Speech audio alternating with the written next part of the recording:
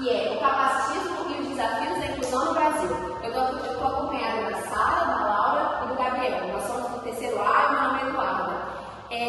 Para poder começar esse seminário, a gente precisa se perguntar o que é o capacitismo. O capacitismo ele é a discriminação, a exclusão de pessoas com deficiência. Esse problema ele vem acontecendo no nosso meio quando a gente compara essas pessoas ou exclui elas por meio da comparação de pessoas do padrão normativo que a gente tem.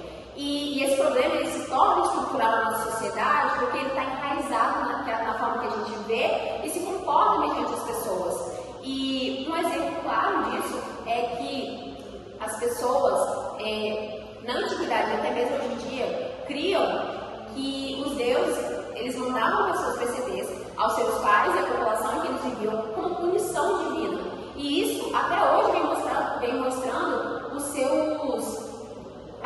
seus problemas mediante essa situação. E esse capacitismo estrutural, ele continua acontecendo por meio de crenças, por meio de costumes, por meio de práticas, de coisas sociais e também governamentais que acontecem, a exclusão dessas pessoas no meio público. E essa infantilização do indivíduo, ela ocorre por meio da família, inicialmente, e pode acabar se tornando um grande problema com o passar dos anos, porque essa pessoa ela vai crescer, ela vai passar o tempo e ela vai continuar sendo criada como uma criança, com objetos, roupas, com mochilas, brinquedos e coisas sempre destinadas ao público infantil, mesmo que ela seja em adulto. Isso não se interrompe ainda apenas na infância, né? E vai continuando quando a pessoa é adulta, na educação, por exemplo, em que a pessoa ela não é levada à escola porque os pais têm medo de que essa pessoa sofra bullying, que essa pessoa sofra preconceito dos colegas. Mas isso reforça ainda mais esse problema, porque a falta de contato com essa realidade traz estranheza, né? E no trabalho acontece a mesma coisa, porque essas pessoas normalmente não são inseridas no mercado de trabalho porque a família tem medo dos olhares maldosos que essa pessoa receberia. Ali no slide a gente tem alguns exemplos claros de infantilização do indivíduo, que é quando você fala com uma voz muito afinada, muito infantilizada a essa pessoa, se referindo a ela como se ela fosse um neném, um bebezinho, e também achar que essa pessoa não tem atos sexuais, que ela não tem essas práticas de pessoas adultas realmente, jovens, é outra prática de infantilização, acreditando que essa pessoa ela continua tendo os mesmos direitos e deveres de uma criança. Outro exemplo que a gente tem é que essa pessoa ela é considerada incapaz de tomar suas próprias decisões. Então, muitas vezes, perguntas, questionamentos não são destinados a essa pessoa, mas sim aos pais, sim aos responsáveis por ela, ou pessoas que a acompanham. Então, exclui essa pessoa até mesmo as decisões de sua própria vida. Outro exemplo é que essas pessoas elas não são vistas bebendo ou consumindo álcool, que são coisas normalizadas na nossa sociedade hoje em dia. Esses exemplos eles revelam o quanto o capacitismo está estruturado na nossa sociedade e o quanto ele ainda faz parte de nós.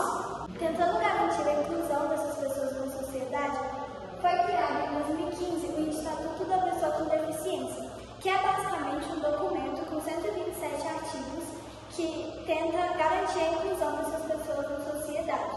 Existem várias leis no trabalho, na escola e no cotidiano em geral. E existem também as leis que criminalizam o capacitismo.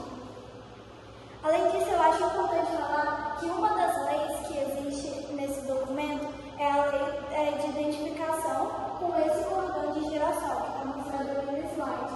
O cordão de girassol ou o cordão de quebra-cabeça, que é basicamente um cordão que serve para identificar as pessoas com deficiência, principalmente deficiências que não são visíveis, como autismo e doenças mentais em geral.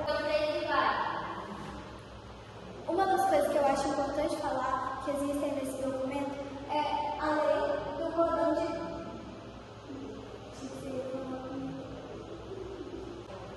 Uma das coisas que eu acho importante falar que existe nesse documento é uma lei que cria a identificação dessas pessoas com deficiência.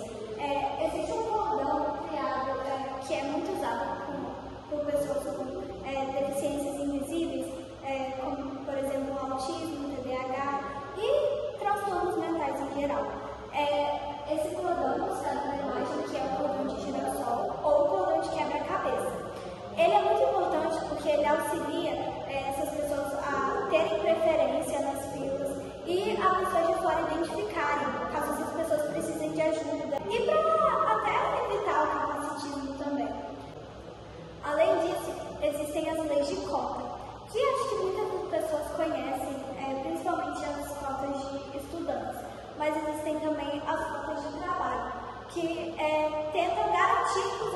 pessoas na sociedade.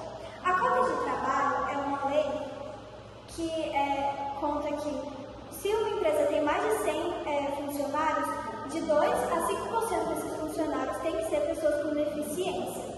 Ela ajuda muito a inclusão dessas pessoas com deficiência na sociedade, se considerar que elas sofrem muita falta de inclusão no trabalho.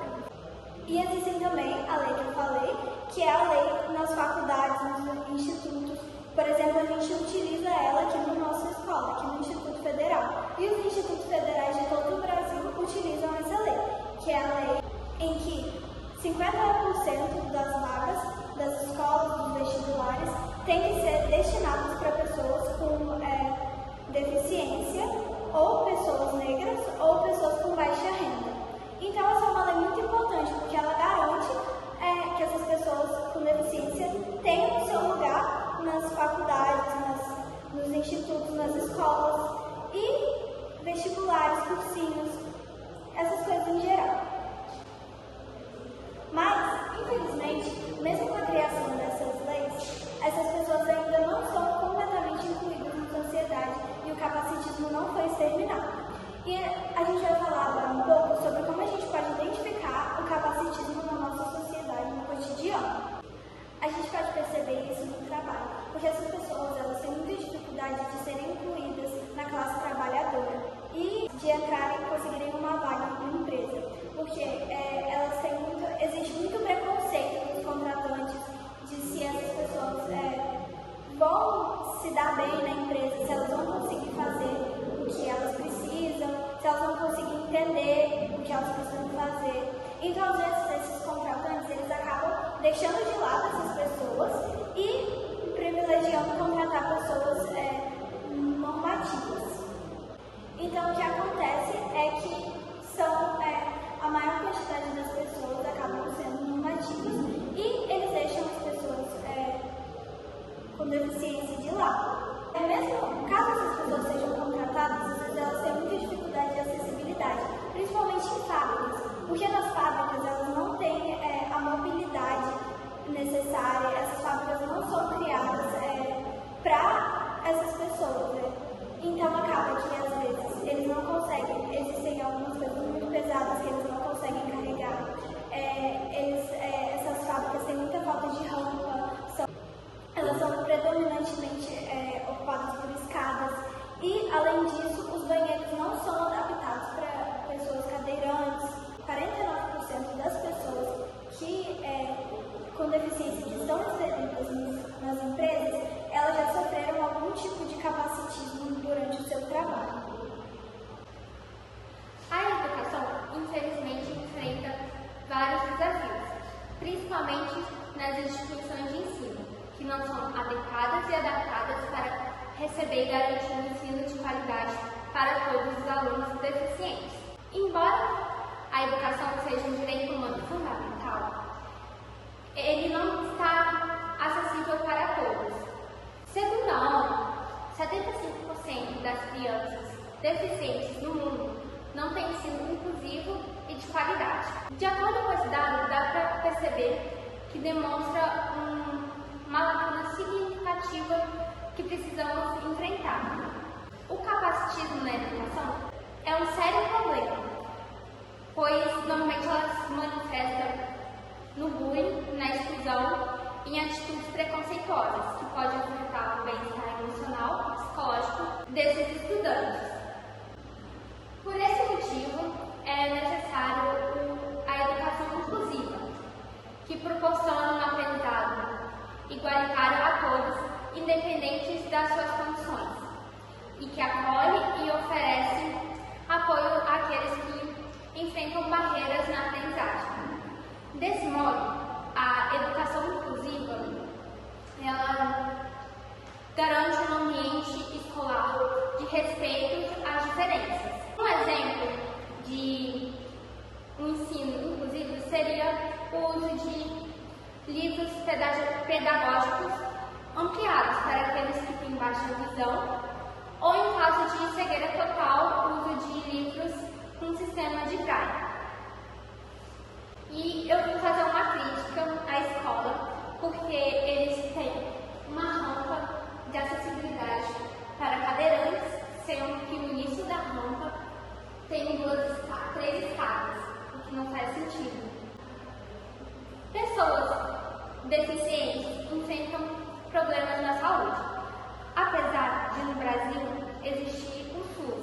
que foi um avanço no sistema público. Existem ainda barreiras que impedem a inclusão dessas pessoas. Um dos principais obstáculos é a dificuldade de acesso em alguns hospitais, devido à falta de adaptações, como falta de rampa, elevadores, pisos táteis, comunicação em libras. Um outro problema é a falta de profissionais treinados para lidar com essas necessidades específicas de cada uma dessas pessoas, podendo gerar um atendimento inadequado e cheio de preconceito. Vou contar um relato do Bruno, um cadeirante que relatou que em 2012 ele solicitou ao Sistema Público de Saúde uma cadeira de roda motorizada. Ele chegou a ficar um ano sem se locomover e no final teve que gastar o seu próprio dinheiro para comprar essa cadeira de roda, porque o Sistema Público só entregou a cadeira de rodas dele em 2021. Isso demonstra uma ineficiência e uma lentidão no Sistema Público do Brasil de saúde, e que pode gerar várias consequências na vida dessas pessoas. A psicóloga Carla Garcia promove o pensamento. Pessoas com deficiência têm dificuldade com a mobilidade ou preenchem com essas restrições a elas. No cenário urbano, pode ser visto diversas problemáticas em relação à mobilidade de pessoas deficientes. A maior delas é o transporte público para os cadeirantes, a falta de rampas, elevadores e espaços apropriados para os cadeirantes. Muitas das vezes, os motoristas não estão aptos para esse tipo de situação. Outra problemática é as calçadas mal pavimentadas, causando dificuldade na passagem de cadeirantes e cegos por conta de buracos, placas e postes nas calçadas. Outro problema bem comum é os sinais rápidos e a falta de faixa de pedestres em locais que deveriam ter. Muitas das vezes podemos ter frases ou atitudes capacitistas, como elogios ofensivos como você é muito bonita para quem tem deficiência, e pode ser visto em termos a fim de ofender, como retardado, demente, surdo, cego e mudo. Outra atitude capacitista é a gente pensar que por conhecer uma pessoa deficiente, todas se comportam igual e o nosso jeito de tratamento deve ser igual para todos, sendo que cada um tem seu tratamento diferente. E outra problemática é a gente achar que pessoas deficientes não podem casar, ter filhos. É pensamento de que só pela pessoa ser deficiente ela não pode ter um emprego de sucesso, ter uma família e casar, assim como pessoas que não têm a deficiência. E para poder concluir, a gente precisa levar a partir de tudo isso que a gente ouviu, como que a gente pode construir uma sociedade anticapacitista. Porque para resolver essa solução, a gente tem que mudar a base da nossa sociedade. E por meio disso, a gente tem que ir diretamente na educação, informando as pessoas por meio da mídia, por meio de canais de comunicação e por meio da escola também, para poder formar crianças, adolescentes e jovens que têm o capacitismo como algo abominável e não comum. E a gente pode ver aí no nosso slide que para construir uma cultura anticapacitista é muito, muito importante que essas práticas sejam feitas por meio de projetos, por meio de palestras, oferecidas tanto à população quanto para essas crianças, esses jovens, e também incluir políticas de inclusão a isso, e colocando leis e práticas, colocando esses projetos de leis que foram colocados, punindo pessoas que têm essas práticas, repreendendo-as nas atitudes também no dia a dia. Isso é uma prática que nós devemos fazer. Nós devemos fazer com que pessoas que não se comportam de forma anticapacitista, elas percebam isso pela comunicação do dia a dia, porque é nesses momentos que a gente vê a maior diferença nessa situação. Outra prática muito importante é que tenhamos pessoas com deficiência nos representando na política, nas mídias e com coisas que realmente têm visibilidade, para que essas pessoas elas possam estar em todos os meios. É muito, muito importante que essas pessoas elas tenham acesso à comunicação de diversas formas, como o braille, como a linguagem